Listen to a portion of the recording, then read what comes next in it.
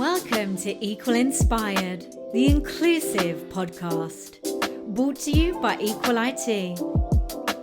Scott Josephson joins us, who is a senior engineer working in big tech, and he has dedicated his career to empowering people to really be their best selves. Scott has previously worked in technical support, customer services, sales engineering, technical writing, and product management. He believes strongly in the power of networking and helping students and rising professionals to build confidence to pursue their passions. Scott's also a lifelong fan of music, travel, and he lives on Long Island with his wife and his menagerie of adorable rescued pets. Thank you so much for having me. This is a big honor, and I'm just delighted to be here today. We are very delighted to have you today and to talk about so many important topics that I know are also really close to your heart, and we will dive into that as we get into the conversation. But first of all, we would all love to know, how would you define your personal mission statement right now? I am a big follower of Simon Sinek, who did a great TED Talk, and his most famous work is probably Start with Why. I thought a long time about what my why was. I thought that it was intricately tied to my career, my job title, the company that I worked at any given time. But the more I dug into it, the more I realized that my entire career has been about helping people. And a lot of the things I've done have been behind the scenes, but I enjoy more of that personal touch. So for me, I would say my personal statement, why, is empowering people to be their best selves. And what I mean by that is teaching confidence, unlocking inner potential, making people realize just how special they are and how incredible they can be. And a lot of that has to do with what they've already done, because I work with a lot of international students who have overcome so much to be where they are today. So it really is about building confidence. And for me, I can speak more on this podcast about my own personal journey toward confidence, which is something I'm still working on. Your personal mission statement is so powerful, and confidence is such a broad term with so many layers to it, and it can feel really difficult for a lot of people to even begin to think about the idea of confidence. How do you feel that you began to develop that confidence to then pay it forward? I have to go way back, and I think about growing up and being in elementary school and then high school, and I didn't have a lot of confidence. Maybe it started off as confidence, but I'll be honest, I was a big troublemaker when I was in grade school. I was often being sent to the principal's office. I acted out. I wanted attention.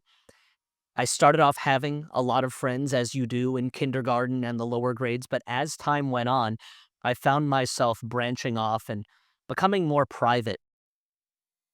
I think I came to the realization many years later that I was actually an introvert, and I was not comfortable in social situations. I would do whatever I could to play it safe and to not take risks.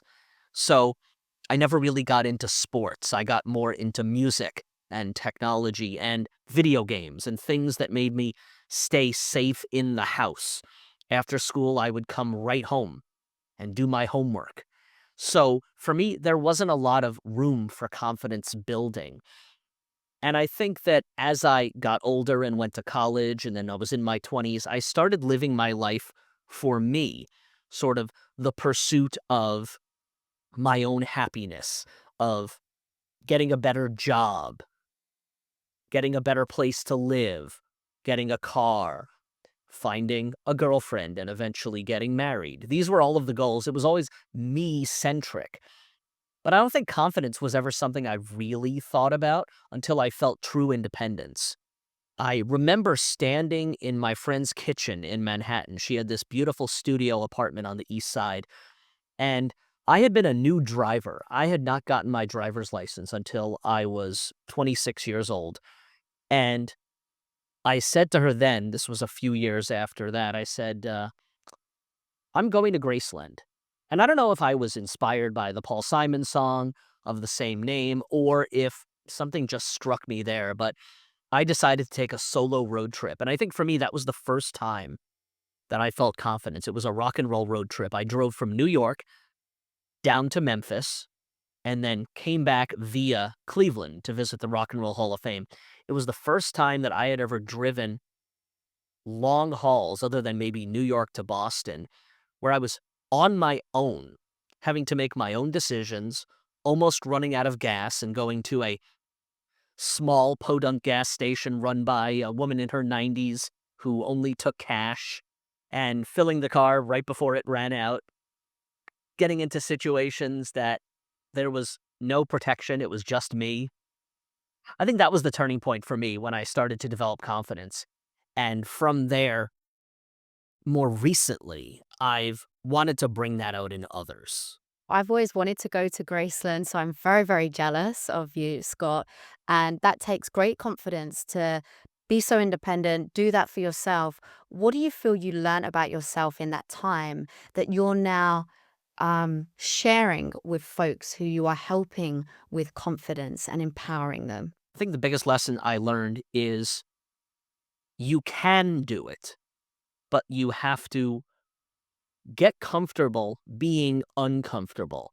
And that means for me in that situation, going to states I had never been to, being alone at night, and just deciding for myself without asking anyone else, without getting any advice, what decisions I should be making. And this was at a time of year that was around the holidays. And so there was the potential of bad weather. I could get stuck in a snowstorm. I got very lucky in the fact that there was only snow my last night, and it was right before I drove home, and it wasn't that heavy of a snow. But I think what I want to tell people is life is about taking risks. Now, that doesn't mean extreme risks. It has to be things where you gradually build up to the things you want to do. For me, the hardest challenges were the things I was most afraid of.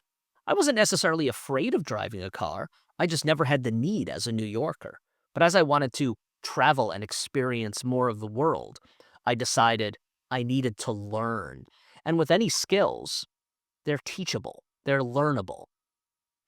And I want folks to know that there is so much that they can do in their lives if they're willing to give themselves grace and patience and realize that failure does not mean that you haven't done something yet.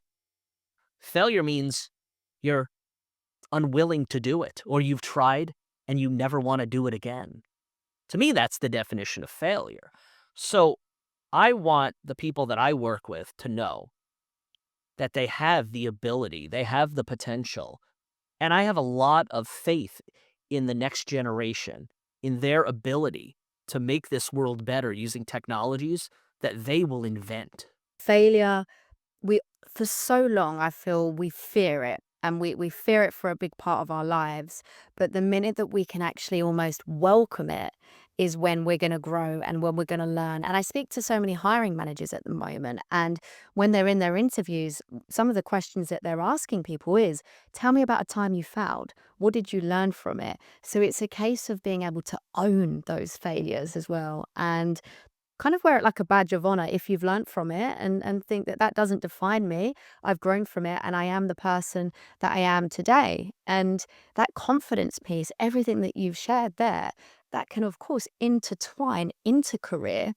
And I'm curious, through the mentoring that you've been doing, and we'll dive a bit deeper into that soon, but what kind of things have you noticed around the job market, confidence, building a career, these types of hurdles and barriers? That's a really great question. And this is a unique time. One of the first things that I mention to anyone I have a conversation with, and sometimes mentorship can be a one-off conversation where you leave and the person feels really good and they don't feel the need to speak with you again, or ongoing engagements where they really put in the work on a weekly basis. I've run the gamut of those. What I tell them about the job market is this. If you have been out of a job, I'm going to put an analogy of baseball. In Major League Baseball here in the States, If your contract is up, you now become what's known as a free agent. And I want to focus on that word free. This means if you want to go out in the middle of the day and take a walk, you can do that. If you want to go to your favorite sushi restaurant, you can do that. If you have the funds and you want to travel, you can do that because you're going to spend the rest of your life working. So this is not even a bump in the road. This is actually a period where you're getting the greatest gift in the world, time. And I tell them, this is one of those unique moments in history where it's perfectly acceptable to put the words career break on your resume without it being questioned because of the job market. Something else I really emphasize is networking, the power of making connections, but not just making transactional connections where you meet someone and you want something from them, like give me a referral or hire me. I'm going to give you my pitch.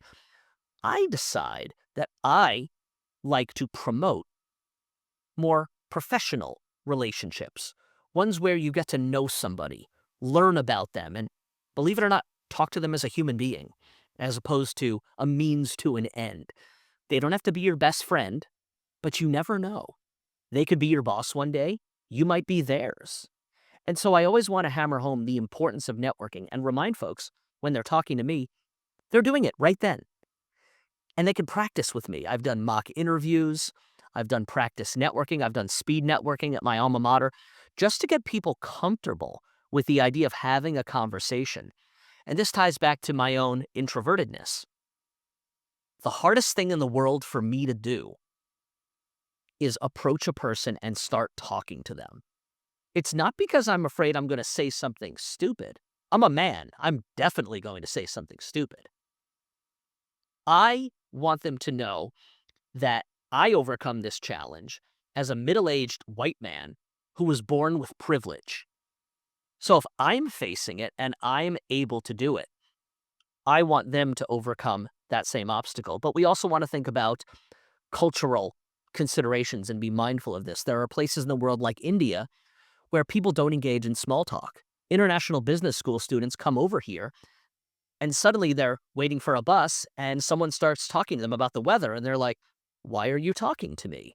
And so it's about getting comfortable in those situations. But I think it all ties back to having the confidence in yourself. And I always like to draw the line.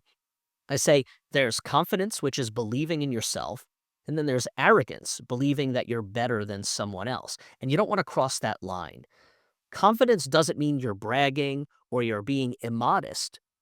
It means that you have a belief that you will succeed, and it's about you and no one else. How are some ways that folks can keep on top of nurturing the connections that they make? One thing is, if someone pops into your mind, send them a message. Don't say I'll send it later. Send them a message. For example, I could say, hey, Ellie, I just saw Inside Out 2. I know you're a huge Disney fan, and I really related to the character of Anxiety. Little ways where, and little touches where you know something about someone, and they popped into your head. Another great way is if they helped you in some way, for you to go back and thank them for that. And those are, I don't do it for this reason, but it makes my day when I get a message from someone who says, I just got this job or this internship or I did well on this interview because of what you taught me. And I always say to them, it's very kind of you to say, but you did that. And I want them to know that. But I think the idea is, let's say you meet someone at a networking event. Maybe you add them on LinkedIn. You might send them a follow-up saying it was great meeting you. But if you leave it at that and never follow up again, there's no relationship. Look for when they post on LinkedIn.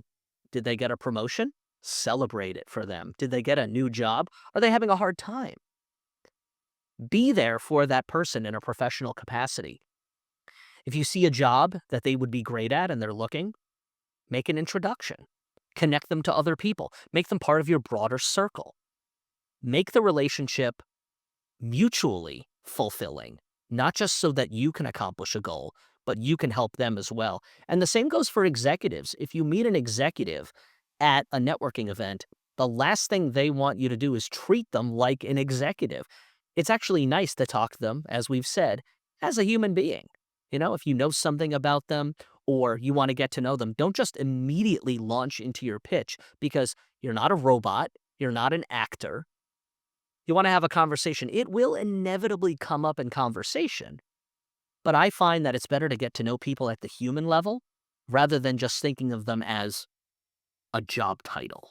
Totally. You have to give in order to receive as well. The more you put out, the more knowledge you share, the more the energy will just come back round. And at some point, it doesn't matter when, you will receive.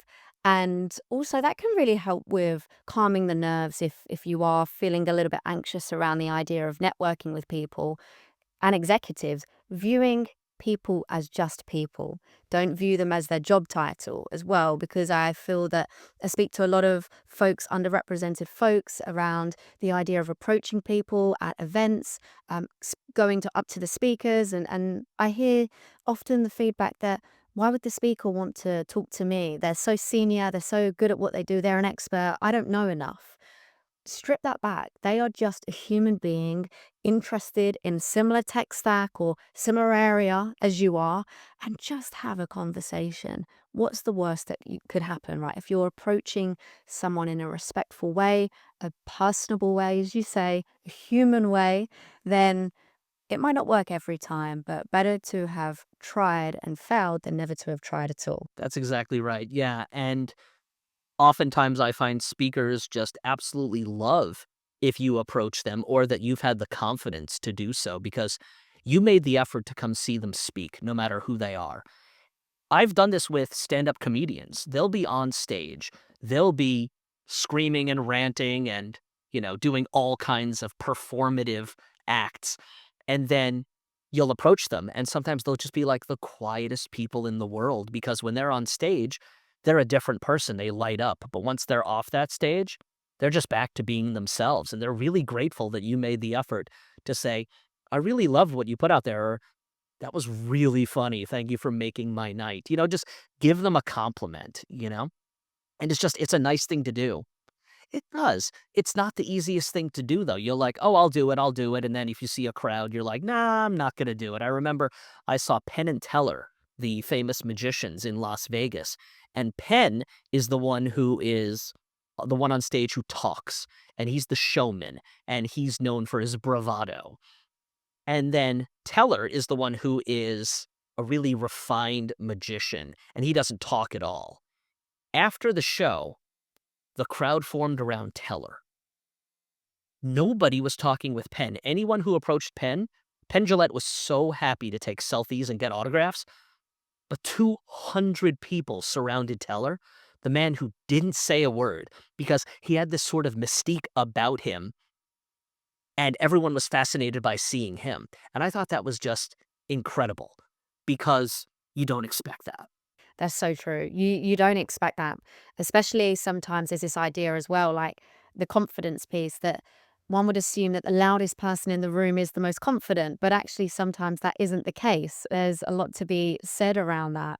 And you've done so much amazing work in empowering people, coaching people, helping, supporting. Scott, you are an amazing example of someone who really takes the time to nurture, personalize the connections that you make. And I just think it's amazing.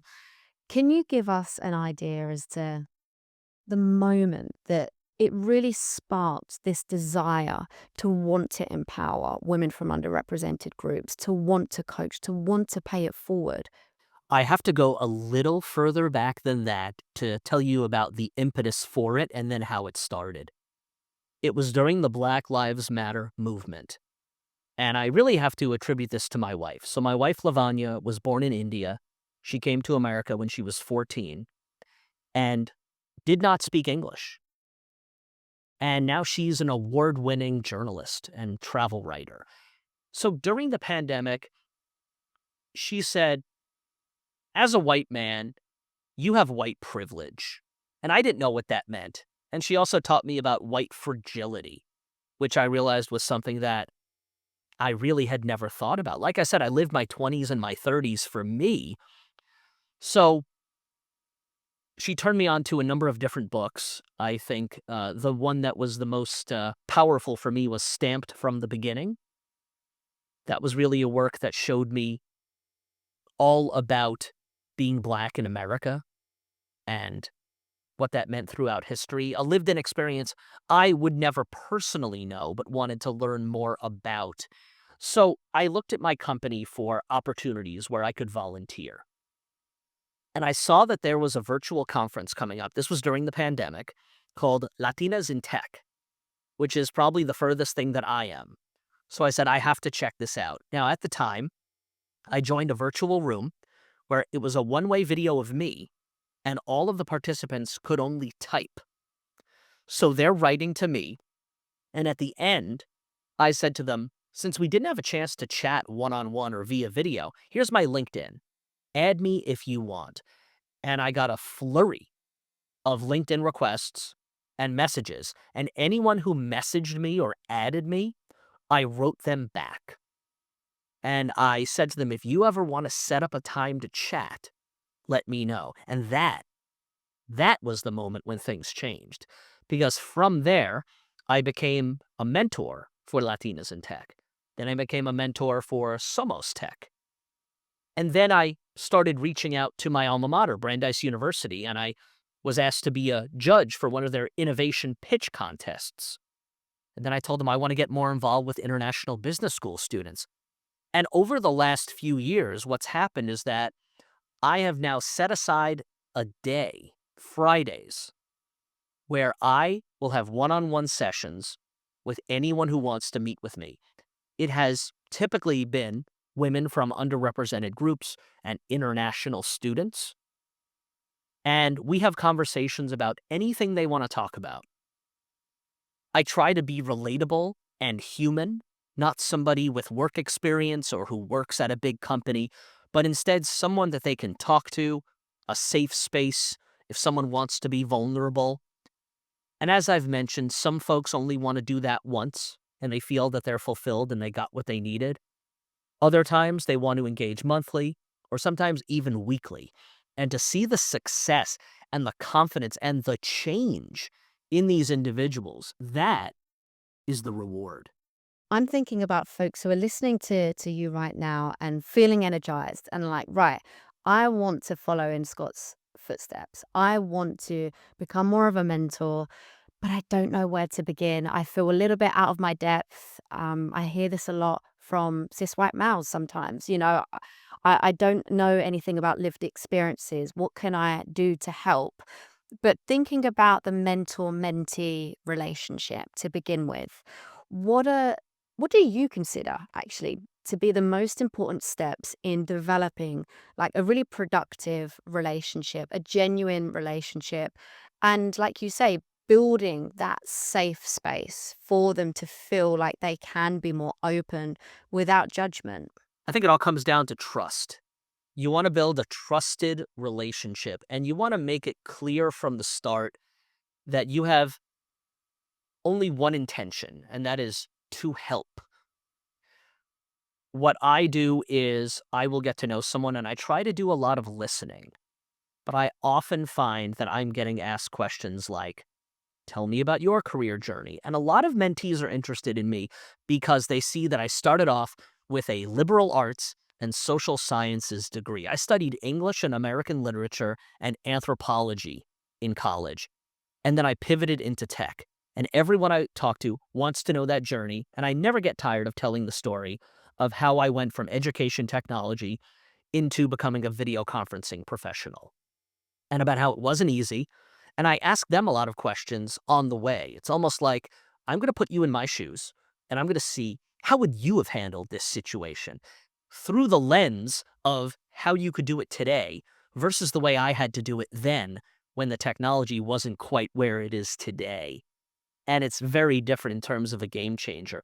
But I really try to personalize it and make it about them and not about me. I don't want to say, well, this is how I got a job at this company. Instead, I want to find out, what are your goals? What are your values? What are your passions? I'll ask questions like, if you're applying to a company and the board of directors and the C-level suite is all white men, would you work at that job? And some women will say, yes, I want that challenge. Others will say, no, there's no diversity, there's no representation. There's no right answer to this question, but a lot of times they'll start to visualize it. Whilst you're going along in this journey, I can imagine you're learning so much along the way. It's a two-way street. So I'd love to know, what have you learned from your mentees over the past few years? Well, selfishly, it's actually really helped improve my confidence because it helps me talk to people. If you told my college self that on Fridays I would be speaking to 4 or 5 women, I wouldn't have believed you. I would have said, "No way. I don't have the courage to do anything like that. That's hard for me." But they too have created a safe space for me. I don't do it because I want to be admired or I want to be liked, but the things I learn are things about myself that I see in them. It gives me the confidence to network with others. It gives me the confidence to put myself out there. It gives me the confidence to share if asked. And it also gives me the confidence to actually attend networking events where sometimes, and perhaps flatteringly, I am identified or misidentified as a professor. Now, it doesn't help that I'm wearing a tweed jacket with elbow patches, how cliche, but it also allows me to want to do things in person, like speak at my alma mater or other colleges. And sometimes I get invited. I just got invited to be a guest speaker at a course at my alma mater called Global Dexterity next month, where I can share about working at a multinational company with people from different cultures and how that's helped. So a lot of it actually helps me with my own introvertedness. But as I always say, it's very easy for me to have this conversation from a safe space because there's a big red button that I can press if I need to leave. I can't just run away in person. I mean, I can, but that would just be awkward. Thank you so much for sharing the lessons that you've built in yourself and the confidence that it's given you, because again, you learn so much from others. You're able to evolve, expand yourself as an individual, and really grow and take the journeys from other people. And in doing that, in putting yourself out there and being proactive, in being afraid but doing it anyway, you have opened up so many unintentional opportunities for yourself, like with these speaking engagements. And it almost has like a domino effect, I feel like. When you have that energy where you're putting yourself out there a little bit, you're helping others, you're giving to receive, things just build up momentum and a lot of things tend to come your way unintentionally, which is great, you know. And I know you do some suggestions for folks with CVs, particularly around career.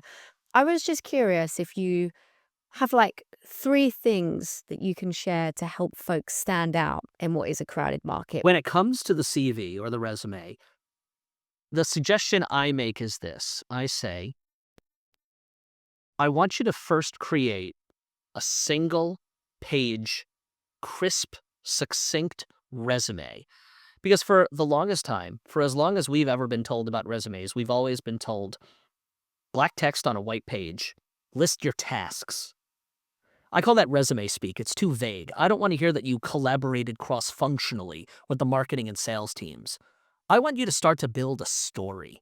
I want you to be a storyteller. I want your resume to be like the menu of a restaurant where I want to learn more about a dish.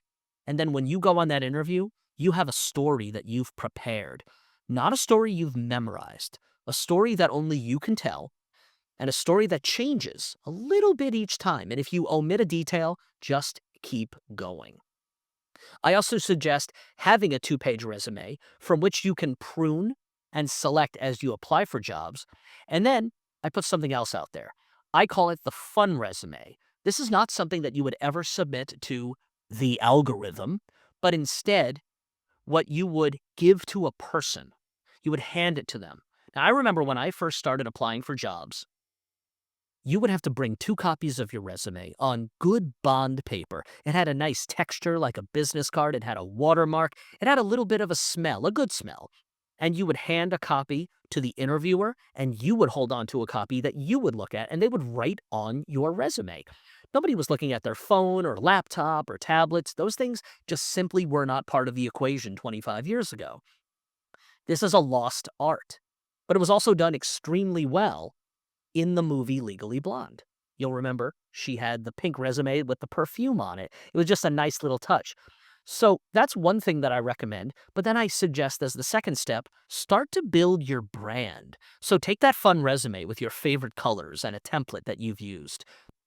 Build a website. It could be a portfolio, it could be a movie, it could be a story. You can decide what kind of media you want to use. Build out your brand, then translate that back to LinkedIn so there's consistency everywhere on your socials, on your LinkedIn, on your resume. And then number 3 is that you want to actually become that person, that authentic version of yourself to stand out. But the way you do that is by networking. So you're not just another resume on the pile, because you're not. And again, that's also something that I mention is someone says, "But I'm only a student. I'm only an entry-level employee." I said, "You're not only anything. You're you. And what makes you unique is that there's nobody else like you. So don't have a narrative that's pejorative that says, 'I'm only blank.' Unless you want to say, 'I'm only human,' because you're not only anything." I often say to international students, "How many languages do you speak?" And it's always more than one. "How many degrees do you have?" It's often more than one. And then I tell them, "I speak English and I have 1 degree." And I let them know that, like, hey, you're already more accomplished than I am. It's not a contest, it's not a comparison, but I just want to prove to you that you have so much value, but it's not because of those things, it's in spite of them, in the fact that you think you don't have value, that you're only blank. So really, it's about building out who you are, and that's how the confidence builds, is by using your creativity and bringing a sense of play to everything that you do. Because that's that childlike wonder and innocence that many of us lose as we get older. And I tell people who are between jobs, this is going to be one of the few, if only times in your life that you're not working.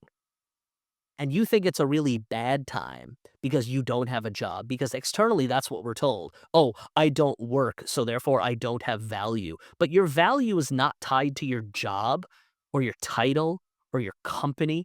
Just like a leader is not someone who just has a title. You want to embody the values that you believe in, and you want to find a job that aligns to those values.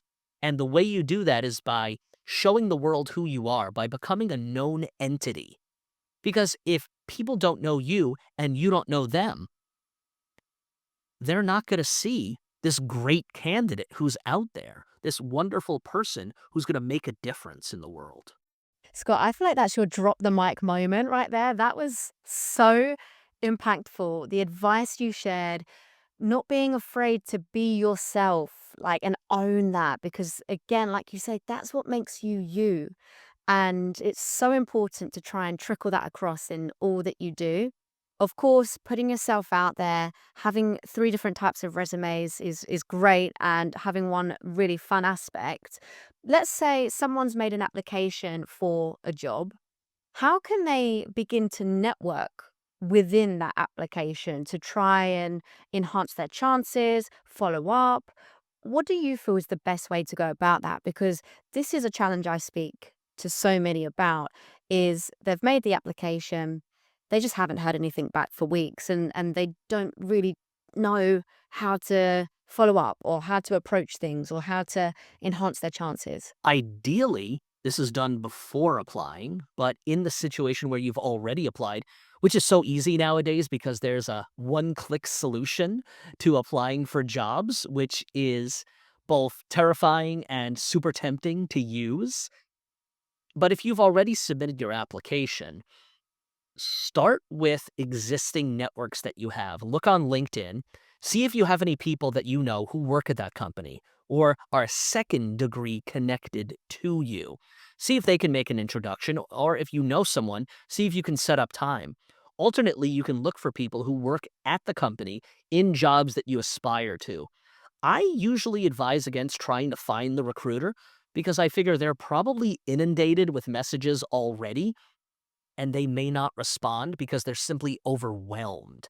Now, of course, your mileage will vary depending on the recruiter that you're talking to, But the idea behind it is to really get to know people at the company to see if you even want to work there. Is the culture a place where you feel you'd have psychological safety? Is it a place where you feel you'd thrive? Do you want to just get into the company for the sake of working at the company? Do you see it as a stepping stone? Or do you actually want to work in that position? But I think the key is really to know people at the company. That's where that human element comes in. And even if they can't necessarily help with your application or its process or where it is along the way, at least you've now made a new connection should you apply again, possibly even with a referral. But I get messages sometimes where people just write to me and they say, hey, I want a referral at your company. And I say, well, wait a second. First, I want to get to know you before I put my name next to yours. Secondly, look on the job site. Are there jobs that you feel align? I believe in something I didn't make up called the 80-20 rule, where it says if you meet or exceed at least 80% of the minimum core requirements, including number of years, apply to up to 20 jobs like that a week. Because folks will say to me, well, I have 3 years of experience and this job calls for 5. Should I still apply because I have the skills? I say, no. Use that job listing as a to-do list. See it as something you aspire to do and apply to a job like that when you feel that you do meet those requirements. This way, you can not get that rejection or redirection if you prefer. And it doesn't hurt because you said, well, I'm not ready to apply for that position yet. And it's easy and fun to say, like, well, I'm going to stretch. They're going to see me and they're going to. You probably won't get past certain automated systems at those companies. So why waste your time? Why let yourself down? That's not failure. That's being tactical. At the moment, now more than ever, with the applications that you're making, it is really important to be quite tactical. Like you say, Scott, it is very easy to just want to hit the easy apply button all of the time. But with that, you lose an aspect of tailoring, personalization, and being a little bit more methodical. Having an applicant tracking system of your own where you can keep on top of everything. Maybe include people's names that you want to connect with, reach out to on this tracking system, and try and work your way through it every week. Have I followed up with this person? How does that look? Have I had a conversation with this person? It's really, again, maybe gamifying the whole process, setting yourself little targets and point systems. And if you do that for the week, treat yourself to something that fills your cup, because searching for a new job can be quite exhausting and it's very easy to get lost in amongst the sea of rejections that can come your way and the sea of just being ghosted. So it's really important to make sure you're filling your own cup and doing things that give you a sense of time out, fulfillment, enjoyment. So, yeah, maybe like gamifying the whole process with the networking piece included into it and the different types of CVs. That could be a good approach. I love that. I feel that gamifying many aspects of life can make it a lot more digestible. And that's actually a strategy I've employed when I do networking. I went to a trade show and they gave me a passport, a little card, and it said, visit these 7 booths and we'll give you like a flimsy t-shirt. And so on the first day, I hit 5 booths. But on day 2, I had 2 left. Now, that night I went to an event and there were probably thousands of people at this party. And being an introvert, that was uncomfortable central for me. So I went up to the highest floor where it was quieter. And these gentlemen came over, joined me at my table. We became friendly. The next day, I went to the last booth where I needed the final stamp. Nobody had it. They called over the CEO, who was one of the gentlemen I networked with the night before. He had the stamp and he knew me. And it was this wonderful full circle moment where I said, wow, networking. And so I've employed that gaming strategy when I go to an event. So if I'm afraid to approach someone, I make almost like a little bingo card. Talk to someone with brown hair. Talk to someone wearing glasses. Talk to the event organizer, but not too long. Thank the bartender. Talk to someone who's wearing cool shoes. But I'm a guy, so don't tell them that because that's kind of creepy. And because I'm a happily married man, talk to the best looking man in the room. And so These are strategies that I use, and you don't even need like a physical card after a while. It becomes mental. And then after a while, you're just like, I don't I don't need any strategy. I'm just going to make this fun. And when I make the approach, I don't start off with, so what do you do? Or, yeah, what do you think about the weather? And I certainly always avoid the major hotbed topics like politics, religion, you know, or anything that's just kind of boring. I mean, I'll ask people, have you read any good books lately? I'm looking for a recommendation. And so for me, that's super helpful because they can ask me the same question, or have you been on any good trips? I want to learn more about them. Or do you have any pets? Oh, I want to see photos because I have one senior dog and three cats.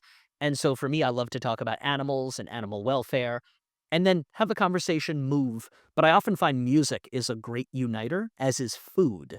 So these are wonderful topics to speak about with people and see them really get fired up about what their passions are. And again, it's just that theme of humanizing everything and taking down that barrier of being so transactional all the time and taking.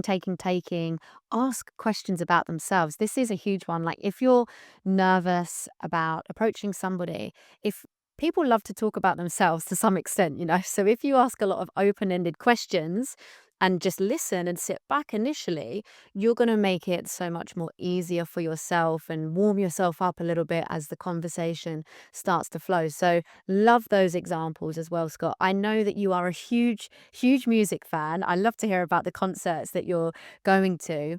I want to know if your life had a theme song that played wherever you entered a room, what song would it be and why? It's a hard question because I have so many favorites, but when I drill down and really think about what song would follow me around and would kind of describe me as a person and the way that people know me and the impression I want them to have, it goes back 30 years to a song by Green Day called Basket Case, which begins, "Do you have the time to listen to me whine?"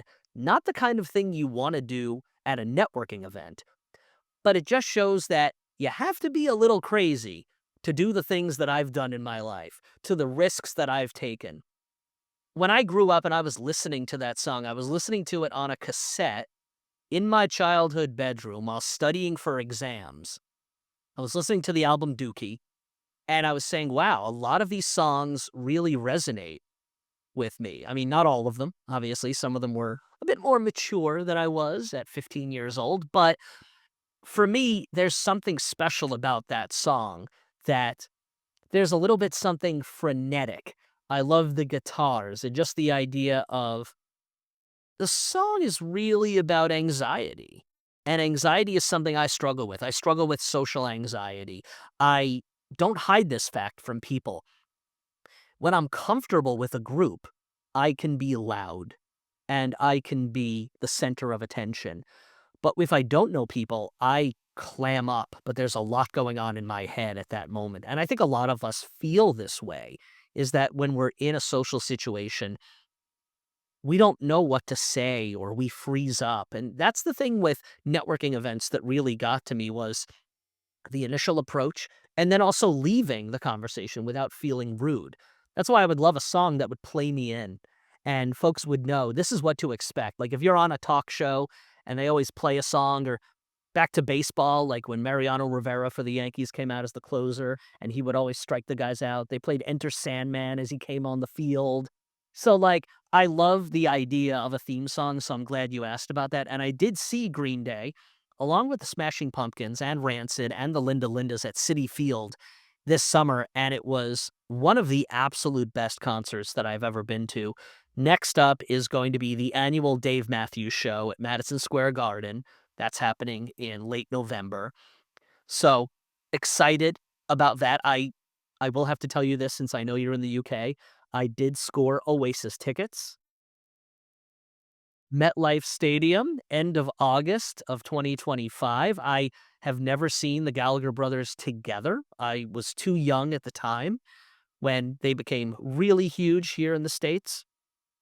But I have seen many of my favorite British bands, including Blur, Pulp, most recently James, as well as Johnny Marr, the guitarist of the Smiths, and so much more. And it's funny because when a lot of these UK bands play, with the exception of Oasis, they end up playing small clubs because they just don't have as big of a following here in the States. But music is a big part of my life. I play music, as in I actually do play guitar and ukulele. I am constantly listening to music.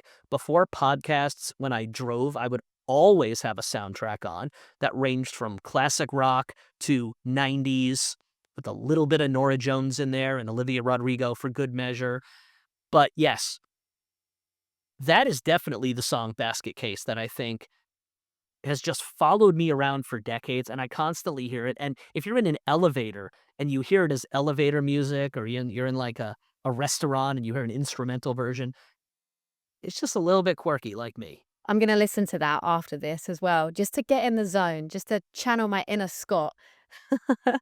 But thank you so much, Scott. It has been wonderful speaking to you today, learning more about the journey that you've been on with mentoring and just being such a great ally to so many people and igniting that confidence in others, which is so, so important. We are truly honored to welcome you as a guest, Scott. So thank you for your time. Thank you, Ellie. And I love the work that you're doing at Equal IT with your colleagues. I think it makes a huge difference. I follow what you're all doing, and I just appreciate the opportunity to be on this podcast, and for giving me a great place to be heard and felt, and to be seen, and to feel that I matter. Because even though I've had and been lucky in my career, I'm still grateful for the opportunity, grateful for the work that you do and the team that you've built and created. So I want to say thank you as well. And thank you to everyone who took out the time to listen, whether you were walking, jogging, driving, working, whatever you were doing. Thanks for listening to what we have to say. And hopefully some of the things that we've said in this podcast will resonate with you and will inspire you to go out there and take risks and have more confidence in yourself. Because the truth is, you can do it. Don't let anyone ever tell you that you're not good enough, because clearly there's something wrong with them and they're a basket case. Thank you for listening to today's episode, and we hope you're feeling inspired. If you are, please feel free to like, share, subscribe, and join us on our mission to create a diverse, inclusive, and equitable universe. This podcast is brought to you by Equal IT, a mission-driven business working to diversify tech teams through refined talent acquisition, complemented by diversity and inclusion consulting. As an Azure Heroes inclusive leader, we aim for teams to cultivate a strong sense of belonging and equity. Find us on Twitter and LinkedIn. We welcome your feedback, questions, and would love to hear from you. Join us next time on Equal Inspired.